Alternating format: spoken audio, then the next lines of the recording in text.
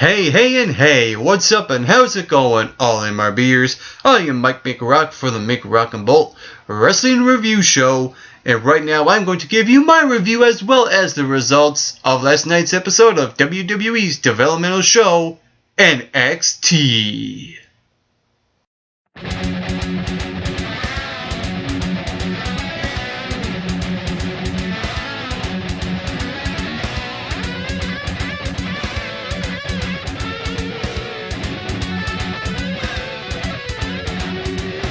Now that is how you kick off NXT. Adam Rose, FTW. He goes one-on-one with Danny Burch, and the fans were on board right from the very get-go. From his awesome entrance, they were singing his theme song. That was awesome chants. Adam Rose chants.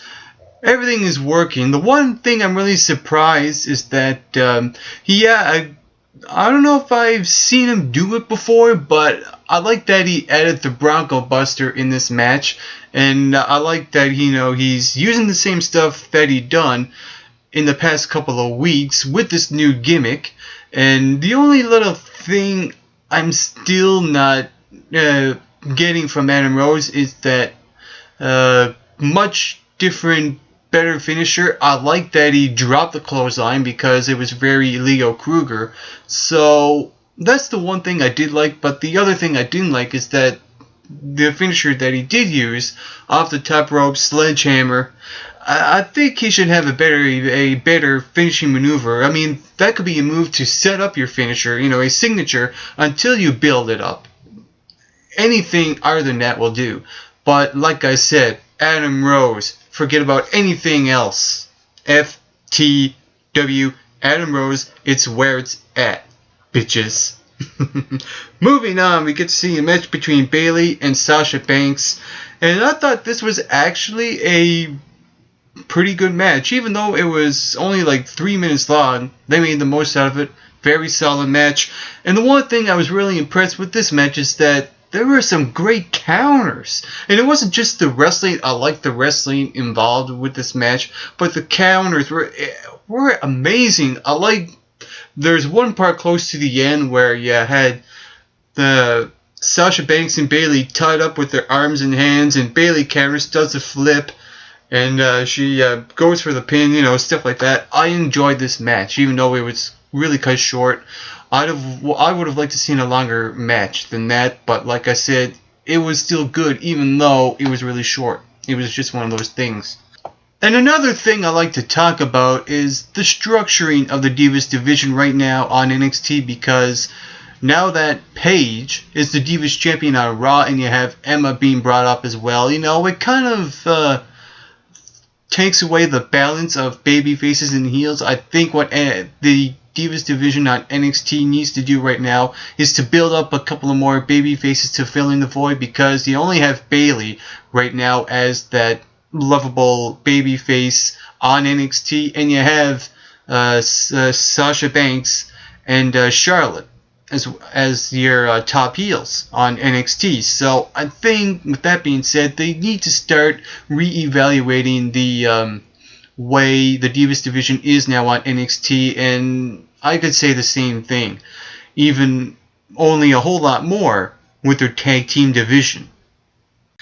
And after that, we got to see Sylvester Lefort versus Mojo Rawley, and this was Mojo Rawley squashing Sylvester, and it was only like 30 seconds long or something like that. And then after that, you had Brodus Clay come out, and he squashes Sylvester Lefort, powerbombs him, and does the body splash from the ropes, landing on Sylvester, and he comes out and he does all that, squashes Sylvester, makes a statement, and then he cuts a promo, talks about what happened at NXT Arrival, and about Triple H and Cena, and basically he's saying that everyone has turned on me, I should be the main event, I should be on WWE, and he calls out Adrian Neville, and said that he won't be held back from NXT, and he's after Neville for the NXT Championship, which, like I said last week,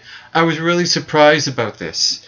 And Neville came out and he cut a promo basically saying all you do is complain, bitch, and moan, etc., etc.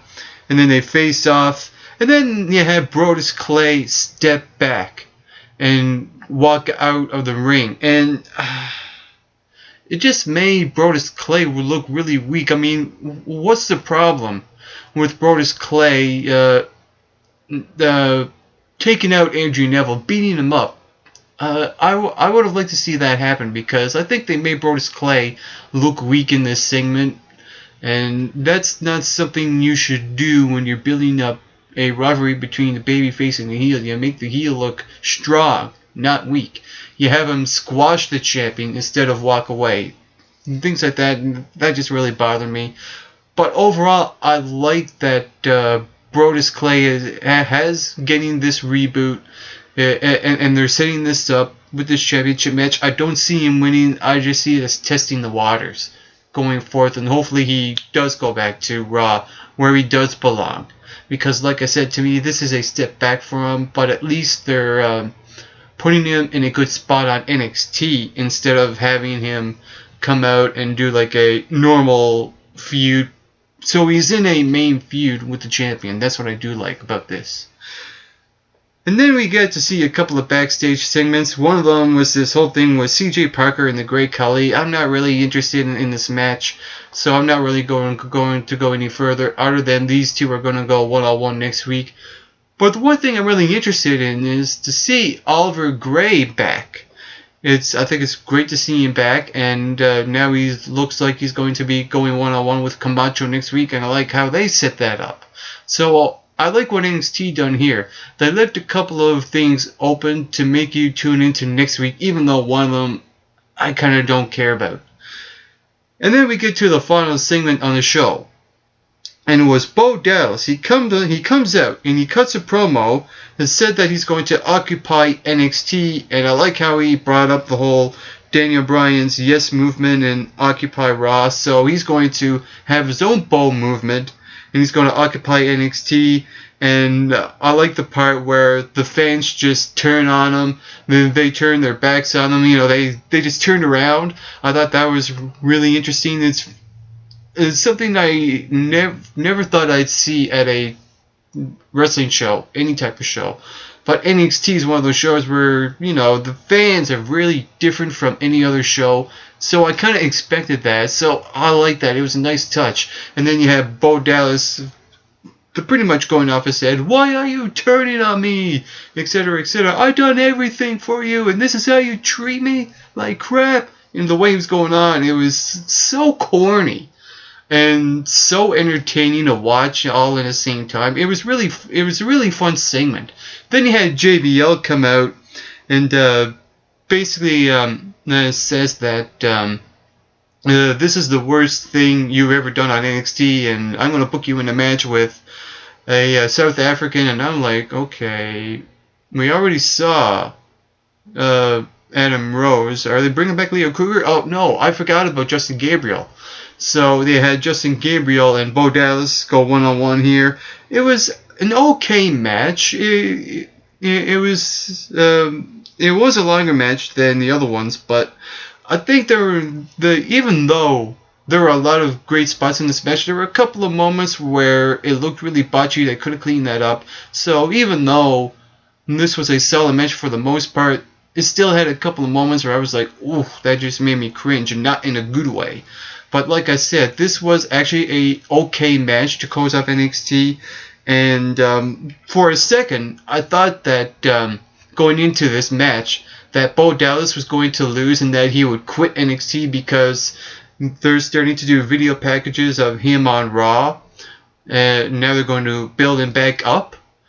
So I was curious to see where this was going to go, and this really surprised me. Bo Dallas winning really actually surprised me. I thought they were going to go into a different direction with this. So, like I said, a little shocking, but understandable. And overall, this NXT episode was a fun episode. I'm not going to go crazy to say this is the best NXT show that I've seen, but it was still really entertaining to watch. And if I were giving this a rating out of 10, maybe a 6 or a 6.5. And if you saw this episode of NXT, what did you think about it? Whatever you thought, comment below and let me know. While you're at it, you can follow MRB Wrestling on Twitter. You can also hit that subscribe button down below this video, and you can follow and you can like the Make Rock a Bolt Wrestling Review Show on Facebook. And on a final note to all you viewers watching, get plenty of rest and always do your best.